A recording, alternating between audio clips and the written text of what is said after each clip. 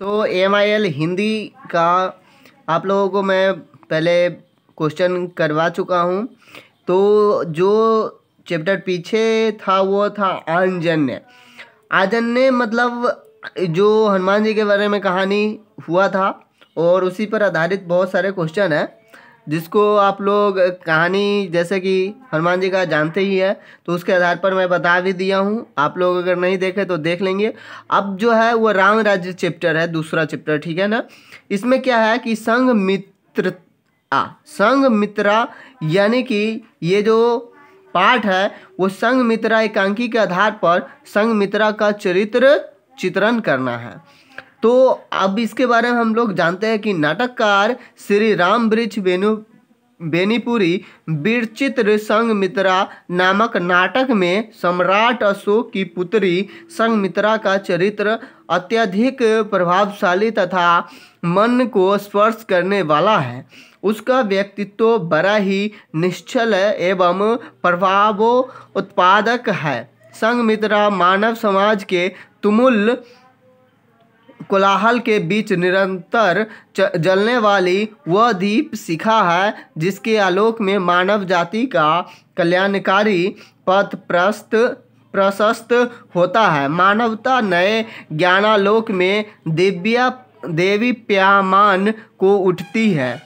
संघमित्रा नार्योचित समस्त गरिमा से संपन्न एक महान नारी है। त्याग, सेवा और करुणा नारी जाति का शाश्वत आभूषण है। संघमित्रा के अंत स्थल में इन तीनों तत्वों के दर्शन होते हैं। सेवा, त्याग और समर्पण की भावना की वह साक्षात प्रतिमूर्ति है। मानवीय आदर्शों के इन्हीं महान रत्नों को संजोकर संघमित्रा ने भव्य महल खड़ा किया है। वह कहती है, बदला हुआ आदमी संसार को भी बदल देता है। हम बदल गए हैं, हम संसार को बदलने चले हैं। उसे ऐसा बना देंगे जिसमें न विजेता हो, न विजित, न युद्ध हो, न पराजय, न हिंसा हो, न घृणा। जहाँ व्यक्तित्व टुकड़े में न बटे, जहाँ हृदय खिंचातानी में न पड़े, जहाँ मानव आकांक्षा की परिणति हो ज्ञान में, कल्याण में, हम संसार को बदलने चले हैं। देखो हमारा अलौकिक अभियान। वस्तुतः संघमित्रा इन्हीं उदात्त विचारों को लेकर जीवन तथा जगत का निर्माण करना चाहती है।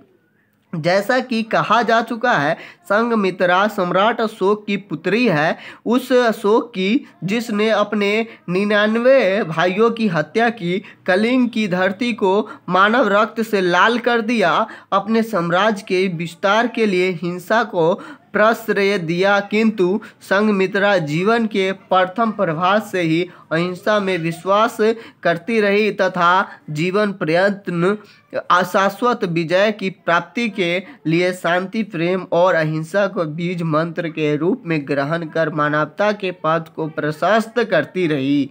उसकी मान्यता थी कि शक्ति और अहम के प्रदर्शन के द्वारा मनुष्य के शरीर पर तो अधिकार प्राप्त कर सकता है, उसकी आत्मा पर नहीं।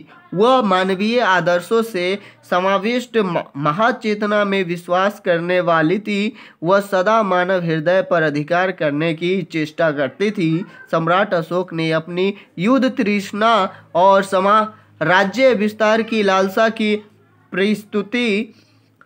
परितुष्टि कलिंग के लाखों मनुष्य को मौत के घाट पर उतार कर की थी, जिसके प्रतिदान में उन्हें घृणा मिली, पश्चाताप मिला। संघमित्रा ऐसे युद्ध के लिए निरंतर प्रयत्नशील रही जिसमें विजेता और विजित का अंतर समाप्त हो जाए।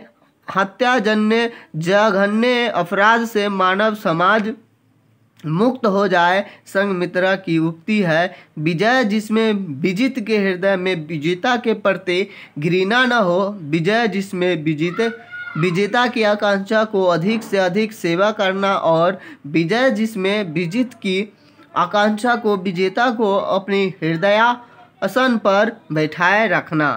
संघमित्रा एक सहिष्णु नारी है। वह विपत्तियों से कभी विचलित नहीं होती है। उसका अंतस्थल उज्जवल भविष्य की आकांक्षा से दीप्त है। वह अतीत पर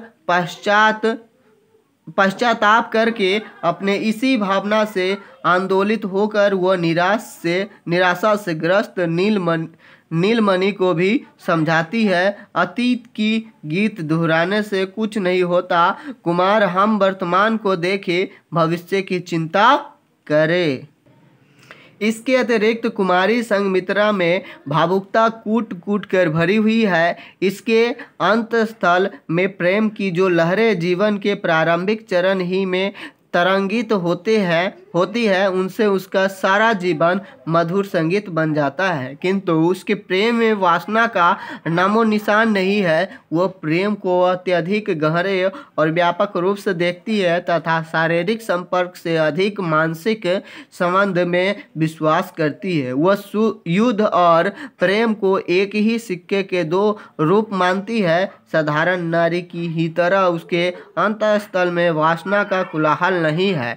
सामाजिक बंधन के अनुकूल वह अपने शरीर पर पति का अधिकार मानती है तथा अपने मन को देश की सेवा में अर्पित करती है। सिंहल विजय में उसके चरित्र में और अधिक निखार देखने को मिलता है। जिस महान को संपन्न करने में पिता समर्थ सिद्ध नहीं हो सका, उस कार्य को पुत्री अत्यधिक दक्षता के साथ संपन्न करती है।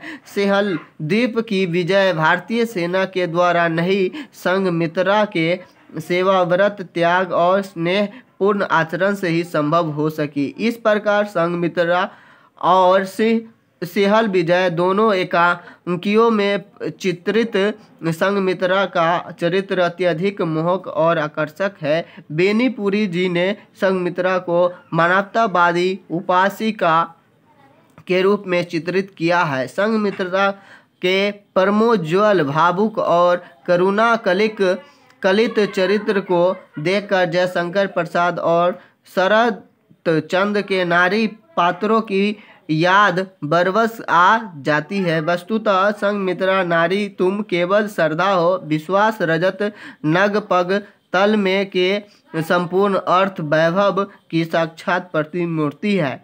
तो इस तरह से पहले क्वेश्चन जो था वो पूरा हुआ।